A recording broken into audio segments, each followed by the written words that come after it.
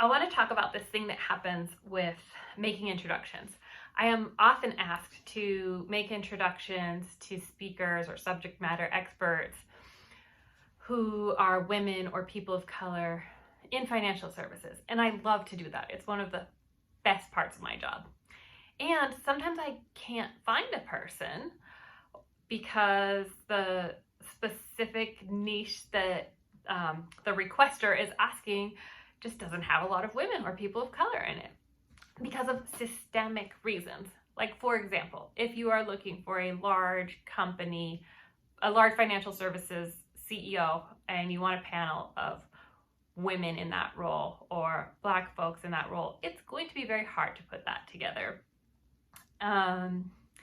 Similarly, I had a request about a under 30 successful founders list. There are systemic reasons there are not a tremendous amount of women and people of color in financial services who are under 30 and have successfully venture funded businesses. There's less access to capital, there's less funding going to those groups.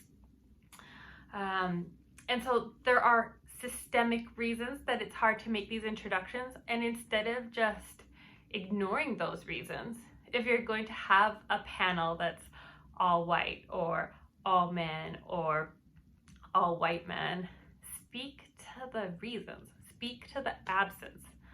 Talk about who is not represented and why. If you can't have the folks there, talk to the systemic reasons why they are not there.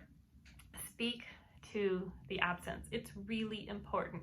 You can help name what the problem is and help educate your audience. Of course, ideally, you should have those folks represented on your panel, but if you can't meet that ideal and you still want to have that panel or that article, I encourage you to speak to the absence.